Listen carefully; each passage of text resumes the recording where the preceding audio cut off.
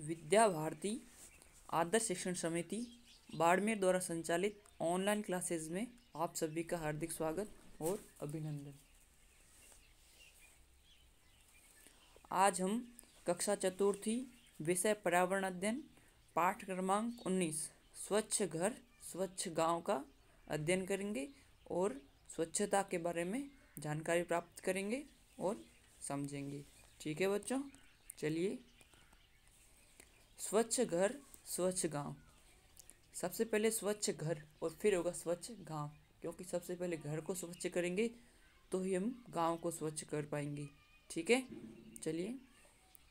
मालती school से आकर अपना बस्ता जूते कपड़े आदि फैलाकर बैठ गई।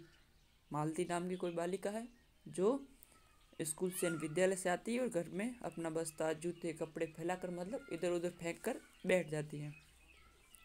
उसकी माँ ने उसे समझाया, बेटी अपना सामान स्वयं व्यवस्थित रखना चाहिए, इससे चीज़ें ढूंढने में समय भी खराब नहीं होता और मन भी खुश रहता है।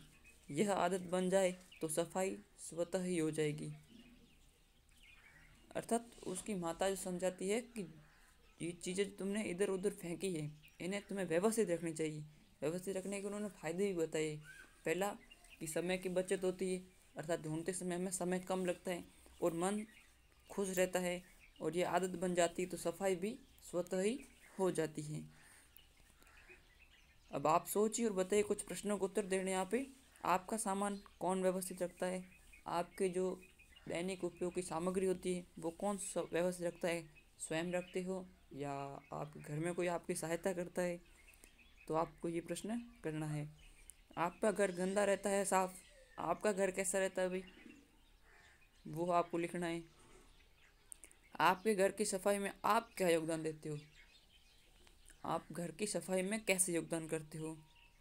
क्या क्या काम करते हो घर पे सफाई में सहायता करने के लिए, वो यहाँ लिखने हैं। ठीक है। दूसरा, स्वच्छ गांव। मालती ने देखा कि आजकल टीवी अखबार रेडियो आदि में स्वच्छ भारत मिशन को लेकर साफ सफाई की बहुत चर्चा हो रही है, लेकिन मेरा घर तो हमेशा साफ रहता है। उसका ध्यान गया कि सभी नेता अधिकारी समाज सेवक और आम लोग अपने घर के साथ साथ गांव के सार्वजनिक स्थानों गलियों सड़कों आदि की साफ सफाई के लिए भी आगे आ रहे हैं। मालती ने अपनी टीवी अखबार रेडियो में स्वच्छ भारत मिशन, जो प्रधानमंत्री नरेंद्र मोदी जी ने शुरू किया था, स्वच्छ भारत मिशन की उसे जानकारी मिलती है और उसे पता चलता है, और उसके तहत उसने देखा कि मेरा घर तो साफ रहता है, परंतु जो ये नेता और बड़े बड़े अधिकारी समाज सेवक ये गांव की जो सार्वजनिक स्थल है उनको भी साफ करने के लिए अपना योगदान दे रहे हैं, उनके लिए आगे आ रहे हैं। यहाँ देखिए कुछ सफाई करते लोग भी नजर आ रहे, ये सार्वजनिक स्थलों को साफ कर रहे हैं। अब पता कीजिए, लिखिए, क्या आपके मोहल्ले में सभी घरों में शौचालय है? आपका जो मोहल्ला होता है उसमें देखना है कि सभी के घर में शौचालय बने हैं। यदि है तो लिखना हाँ, और नहीं बने तो नहीं लिखना है। जिनके घर में शौचालय नहीं है उनको क्या कठिनाई होती है, ये भी आपको लिखना है कि जिनके घर में शौचालय नहीं होता है उनको किन किन कठिनाइयों का सामना करना पड़ता है। ठीक है, ये दोनों आप जानकारी एकत्रित करने के बाद लिखेंगे। यहाँ पे एक स्वच्छ घर हो गया, स्वच्छ गांव हो गया, परंतु सफाई की आवश्यकता क्यों होती है उसके बारे में हम समझेंगे। मालती ने अपनी दीदी के साथ मिलकर दोस्तों की एक टीम बनाई।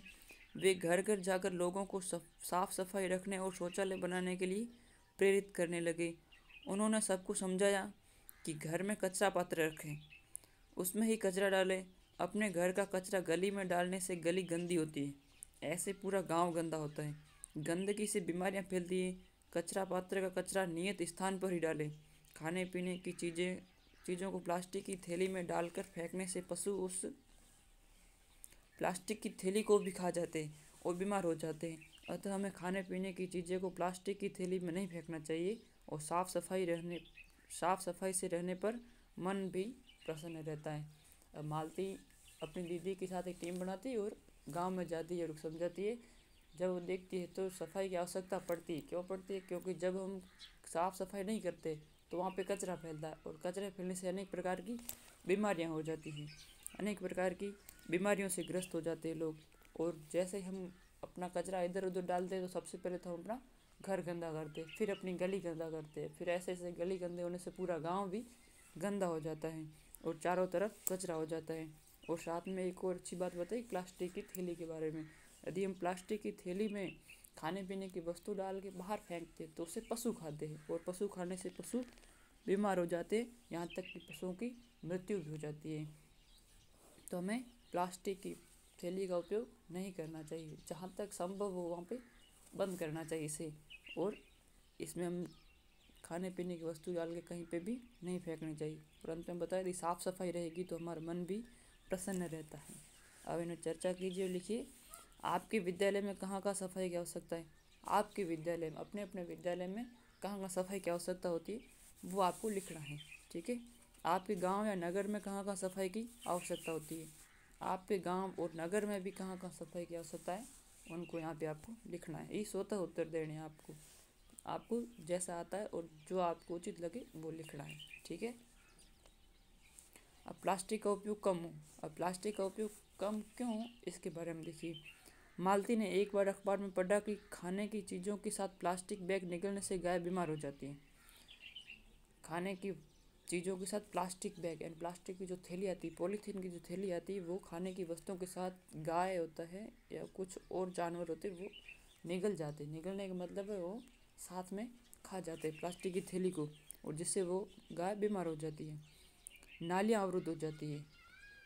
यदि वो प्लास्टिक थैली किसी पानी की नाली के अंदर जाती है तो वो उस नाली के जो आवेग होता है उसको कम कर देती है और उसके आगे पानी आगे नहीं जाने देती, और इससे नालियाँ अवरुद्ध हो जाती है और पानी आगे नहीं जाता है और चारों तरफ पानी फैल जाता है।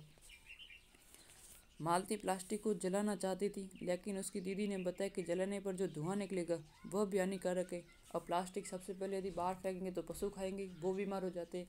दूसरी यदि नाली में फेंकेंगे तो नाली अवरुद्ध हो जाती है। और तीसरा बताया कि मालती उस प्लास्टिक को जलाना चाहती थी, और जलाने से उसकी दीदी ने मना किया। क्यों मना किया? क्योंकि जलाने पर प्लास्टिक से इतना विषैला धुआं निकलता है कि वो बहुत हानिकारक होता है। वो वातावरण को प्रदूषित करता है, हमारा जो पर्यावरण है इसको प्रदूषित करता है और वहाँ से बीमारी हो जाती है। इसे जला भी नहीं सकते, फेंक भी नहीं सकते, यह हर तरह से हानिकारक है। इसका उपयोग ही बंद कर देना चाहिए। इसका एकमात्र उपाय है कि इसका उपयोग ही बंद कर देना चाहिए। बाहर फेंकेंगे तो पशु बीमार पड़ते हैं, और नाली में फेंकेंगे तो वो नाली अवरुद्ध कर दीजिए, और ऐसे ही जला देंगे तो पर्यावरण को प्रदूषित करेगा। और खुला छोड़ देते यदि फेंक देते तो ये ज़मीन को बंजर बना देती है, क्योंकि ये खराब नहीं होती है, वर्षों तक पड़ी रहती है ज़मीन के नीचे दबी हुई। तो इसका हमें प्लास्टिक को उपयोग ही नहीं करना चाहिए, इसे हम बंद कर देना चाहिए इसे। अभी आप गृह कार्य में करेंगे ये प्रश्न, और पीछे वाले जो 4-5 प्रश्न दिए थे वो कक्षा कार्य में करेंगे। गांव के कचरे के ढेर में पड़ी वस्तुओं की सूची बनाइए। इस सूची के आधार पर इन चीज़ों को बांटिए। सबसे पहला आप प्लास्टिक की चीज़ें, आप गांव का जो कचरा होगा वहाँ देखना है, और देखना है कि उनमें प्लास्टिक की चीज़ें कौन कौन सी होती है। कोई 3-4 प्लास्टिक की चीज़ों के नाम लिखेंगे। कागज़ गत्ते आदि से बनी हुई कोई चीज़ें होगी, कपड़े के टुकड़े होंगे, कांच की वस्तुएं, खाने पीने की चीज़ें और अन्य जो जो चीज़ें आपको वहाँ मिलती है उन चीज़ों को यहाँ पे लिखना है, ठीक है। ये आपको करना है।